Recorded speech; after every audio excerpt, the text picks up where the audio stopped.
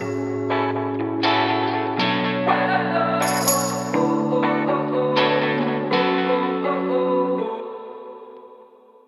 and welcome to another episode of PodcastDX, the show that brings you interviews with people just like you whose lives were forever changed by a medical diagnosis.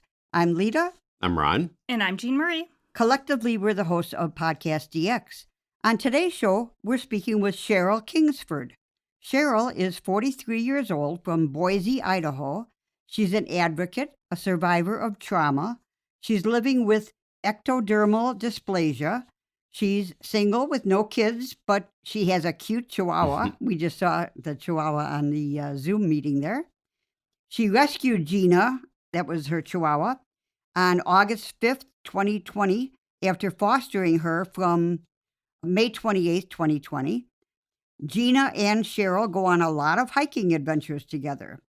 Cheryl has a bachelor's in psychology. She graduated Magna Cum Laude. Hooah! Congratulations. Very That's good. great. From Boise State University in 2010. She was the first in her family. She does a lot of volunteer work over the years, and she is the National Foundation for Ectodermal Dysplasia family-driven lead advocate for Idaho. Wow.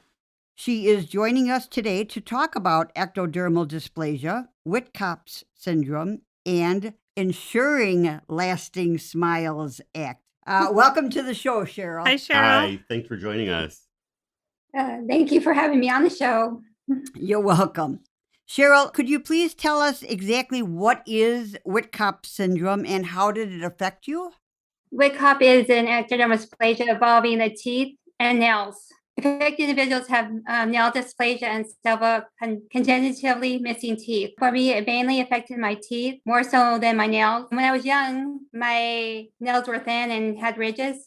As I got older, the ridges kind of went away, but still thin and tears easily. So I keep my nails short. I had all my baby teeth, but they were pointed and sharp. My adult teeth all came in except for 8. Oh. Okay.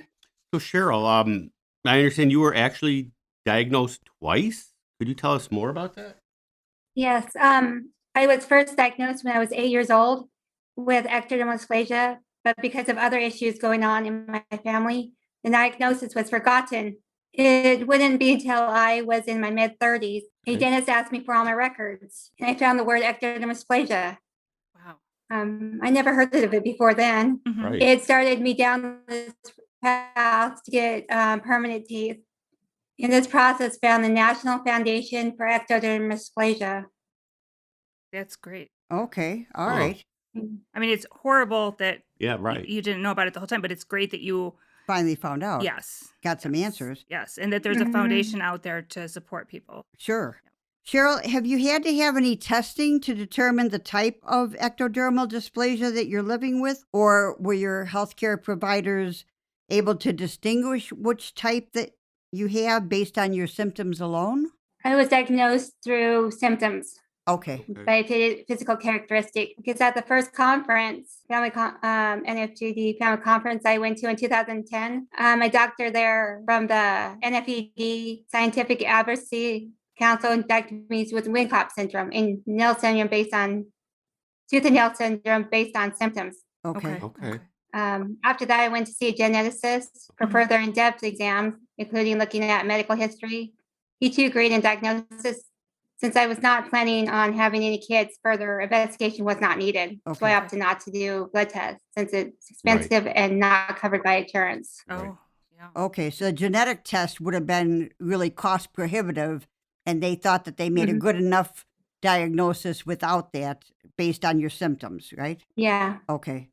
And we have heard of Witkop Syndrome before. Have you heard of Witkop Syndrome before your diagnosis? No, never have. It's just new to me. When I got home from the conference, I looked it up and going, okay, what is this? Mm, yeah. But then I started remembering my pediatrician was looking at my fingernails and toenails in addition to my teeth. So it's like, okay, this does make sense Sure. Right. of what I have. Right. And nobody else in my family has it. Okay. Okay, All right. okay. So you were the first one. Okay. Yes. Okay. And Cheryl, I understand that you had a lot of dental work done over the years. Could you tell us more about that? Oh, yes. Throughout my life, I had teeth sanded down starting at age 8, braces put on when I was 19 and again at 31, and wore several different partial dentures since age 10 in 2011. I found an oral surgeon who agreed to donate his services for my dental implant Oh, treatment plan. It okay. became a long journey over the many years as I sought out the right team of resources to make it happen. I applied for NFED's treatment assistant program because of my prosthodontist and oral surgeon used Noel Biocare. The rep from the company wrote a letter to management to see if they would donate dental implants. I also reached out to Forrest Pulsar LLC to ask if they would donate the teeth for my temporary and final teeth. Both companies agreed to help me. I traveled to Salt Lake City, Utah from my home for the dental implant process. On April 13th, 2012, I had all 20 of my adult teeth removed, my jawbone evened out, and 4 implants placed in both my lower and upper jaw, and a temporary denture screwed in. 3 years later, the permanent teeth were placed. Every 6 months, I go in for cleaning, removal of hybrid teeth, check over, and the parts. Wow, That's a that's a lot. lot of That work. is Yeah, a lot yeah. for one day. Yeah. Yeah. Now I'm confronted with because it's been so long since my dental surgery was 10 years ago. Mhm. It'll be in April, so it's coming up. So parts were down because these are acrylic. hmm They have to replace every 5-10 years Ooh. and stuff. So they're cracking and breaking. So I had a break in 2020 and again recently. Mm. And so I'm confronted with having to upgrade. It's like car wears down and stuff and Yes, the parts. yes. So you have to replace the car. Yeah, it's about time to replace the car. I Right. So understand. I'm looking at about 18,000 to 30,000 just to get it redone. Mm-hmm. Wow. That's a lot. So I'm reaching out to companies for see if I can get support by donations or reduce cost Sure. to bring down that cost so I can actually have it done. I'm really surprised that, I mean, not that we can do anything about it, but I'm surprised that health insurance does not cover this since it's a health issue. Well, I It's think not we're- really a dental issue. I It's- think we're going to get into that. Okay, Yeah, all right. absolutely. Okay. And I understand that and I think this applies to a lot of things. The most expensive version lasts the longest, but they're very expensive and Right. cost prohibitive. Right. Whereas the reduced cost ones, the acrylic ones, don't last very last long. as long, So in right. the end, they end up costing you more, Right. but the initial outlay isn't as much. Well, So that's a hard when situation. you did have the implants, though, they were functional. You were able to eat and comfortable for you. We're just asking for a friend. just Her name asking. is Lita. I'm waiting for dentures, and I was told by my dentist already. I haven't gotten them yet. That I will not be able to eat with them. They're only for looks. I'm like, excuse me, what? But are the implant version? Yeah, maybe the implants are better. The implants kind of hold it in place. Okay, So you're Yes, able to chew with them? Yeah, yes, I am. Okay. and they don't hurt. These are the type I have is it's like all on 4. Mhm. Yes, It's screwed in. So Okay. nothing covers my mouth or the roof of my Okay. mouth. nice, Okay, nice. very nice, Okay, yeah. very nice. It's so much better than the partials I had when I was started at age 11. My first partial was 11. That's incredible. You've been through a lot. Yeah, Yeah, that has yeah, been yeah. that was a rough childhood, I'm sure. Yeah. And Yeah, I was so bad where I was in such pain. I mean, my jaw pain because missing teeth caused teeth to shift, Yes, Mhm. and mine was shifting. yes. Mhm. And it was just becoming so painful and debilitating and you feel so helpless that you can't do anything. And it took years and years to find something. Finding that. yeah. Yeah. And insurance wouldn't cover it because they deemed it as cosmetic. It's not like I was born with it.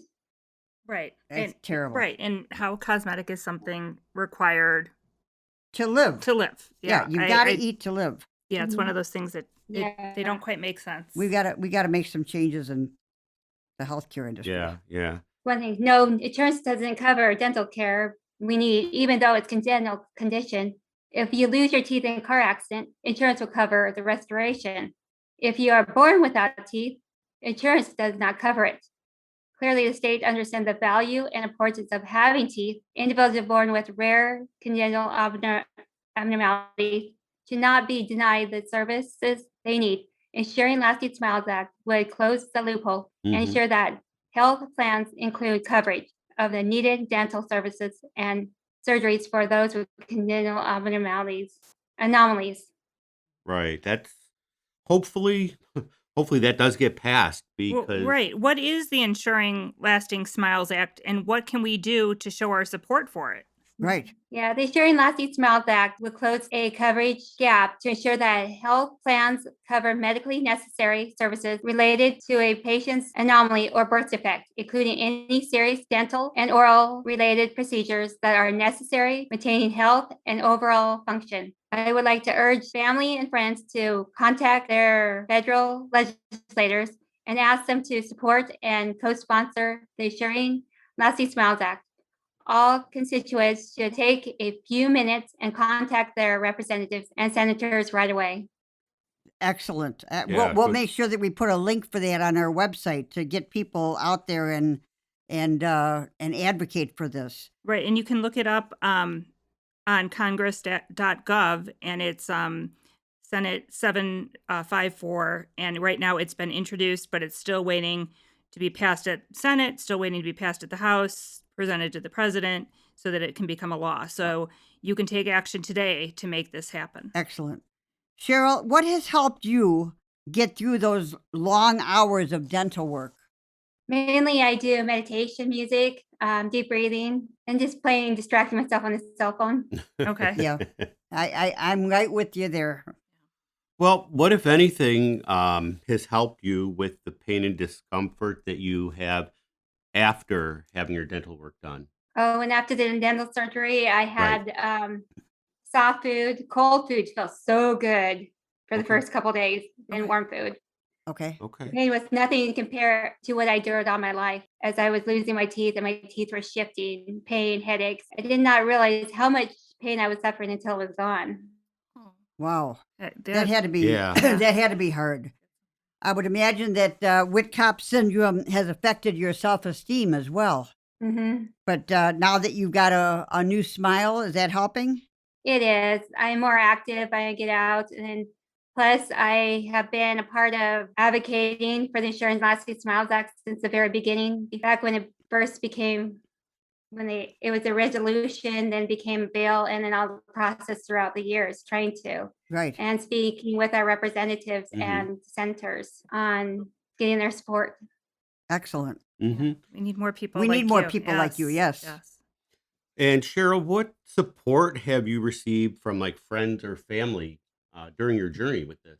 They've been very supportive, encouragement. I even connected up with a high school acquaintance that I went to high school with, which led me to her older brother, which turns out to be the oral surgeon who donated services to help Oh, me. wow. Wow, small Wow. world. Yeah. Yeah, I hadn't seen her for years, and I connected up with her, and I tell her what I was going through, and next thing I knew, she said, "Contact my brother." I didn't know he was an oral surgeon at the time, and I found out he was, and it was the first part to open that door. Right. It took me another almost a year just to get the other pieces, and once the other pieces, it went by fast and into place for the treatment that the surgery I had. Okay. And I have support from the NFED, which is an amazing organization. So yeah, it's been amazing That's to have all wonderful. the support. That's wonderful. Yeah, that's fantastic. Cheryl, how common is Witkop's syndrome in particular and ectodermal dysplasia in general? Witkop syndrome is estimated around 1 in 2 Okay. in 10,000, and ectodermal dysplasia around 1 in 7,000 people have been diagnosed worldwide. Quite rare. Very Yeah. rare. Yeah. Yeah. Yeah. And Cheryl, what do you wish people knew about ectodermal dysplasia? Are there any misconceptions out there that you've come across from people, or what can you share with us? I just wish that people knew that when kids have pointed, sharp teeth, it's something they were born with. It's not Right. something that they could help. Mhm. Because you get called names like Dracula and all sorts of Mhm. stuff, and it's hard. People can be And it cruel. was hard for me when I was having partials drop out. Yeah, having partials at a young age and stuff, and not being able to have clear speech and stuff. Sure. that is something we cannot help. Right. Right. And For sure. Was that part of what led you into your career field and helped you make those career choices? into advocating, Mm-hmm. it kind of, I didn't want other kids to feel like I felt. Okay. I don't want them to go through years of pain, years of suffering, Right. years of headaches. Right. Right. And that, especially when there's kids born with no teeth Right. and have to have multiple dentures. Oh yeah. And then, or some kids that are born with teeth, but having missing teeth and having teeth shift. Mm-hmm. And it's hard when you feel hopeless. It's like your speech is not right. You're this way. And first people look at you is your smile Mm-hmm. and that stuff. And there's so many stories out there of other people with these dental issues and not getting the treatment. And Right. when you're missing teeth, your bone absorbs in. And when the Mhm. bone absorbs in, then your teeth shifts and it causes a lot of problems. Mm-hmm. And with implants, it kind of keeps the bone from absorbing. Okay. Right. Yeah, that Right. makes And that is really expensive. Parents having a choice right now between college and dental work. yeah, that's And they shouldn't have that choice. you're right. And it's not fair that people with car accident can get their missing teeth, but we who are born without teeth can't get it. Right. And we would like to know what a nice smile looks like Of course. and have function. It's not cosmetic to us because it Medical. affects every aspect of our lives. Sure. Right, it's Absolutely. medical. Absolutely. It's a functional part of your life, your Mhm. day-to-day life. Mm-hmm. Day to day, our speech, our interaction, our eating, especially Yes. our eating. Oh, Yes. sure. Yes. Cheryl, what additional tips, hints, and advice do you have for someone that was recently diagnosed with ectodermal dysplasia and has dental problems like this? My advice is never give up. There is always hope. It might take years, but there's a way. Keep fighting for that beautiful, functioning smile. Everybody deserves it. And contact the National Foundation for Ectodermal Dysplasia. Okay. NFE is an amazing organization, and no, you're not alone. There's so many other people out there that are going through what you're going through. Yeah. That Knowing that you're not alone is important. yeah, it's definitely great Mhm. advice too. Cheryl, thank you so much. We really appreciate you joining our show today. How can our listeners learn more about you, the ELSA, the Ensuring Lasting Smiles Act, and also about ectodermal dysplasia? They can contact the National Foundation for Ectodermal Dysplasia, www.nfed.org. nfed.org. All right, Okay, I will put a good. link for that. Yes. Good. And the Mhm. link for ELSA, I'm going to put a link for that on our website as well. Right. And Yeah. so that everybody can contact Yes. their government agency Absolutely. or representative rather. Is there any outlook as far as when this bill might be passed? No, not yet. Okay. Okay. It's been going on for years. If we don't get it passed this year Yeah. by Mhm. December, then we have to reintroduce it again and Yeah. start it over. Okay. Okay. So yeah, And we have been through this before, I know with Bill Talley and the Bill Talley Act, Right. and that did go through. But again, takes a lot of work. of dedication and Right. people like you making a difference But for countless others. But we'll try to put this link out and try to get people to contact their representatives and get this thing passed because every child needs a smile and Right. needs to eat. Hmm. And if you happen to know someone who works for any of the companies that make the zirconian implants, hit Cheryl up Yes. because she could be a smiling representative for your Absolutely. company. Absolutely. You need people like Yep. her. Well, thank you, Cheryl. We will be following the progress on this closely, and we wish you the best of luck. Yes. Thank Yeah, you, thanks Cheryl. for joining us today. thank you for having me on. Thank you so much. If our listeners have any questions or comments related to today's show, they can contact us at podcastdx@yahoo.com, through our website, podcastdx.com, on Facebook, Twitter, TikTok, Pinterest, or Instagram. And if you have a moment to spare, please give us a 5-star review wherever you get your podcast or follow us on Apple Music. As always, please keep in mind that this podcast is not intended to be a substitute for professional medical advice, diagnosis, or treatment. Always seek the advice of your physician or other qualified healthcare provider with any questions you may have regarding a medical condition or treatment and before undertaking a new healthcare regime. And never disregard professional medical advice or delaying seeking it because of something you've heard on this podcast. Till next week.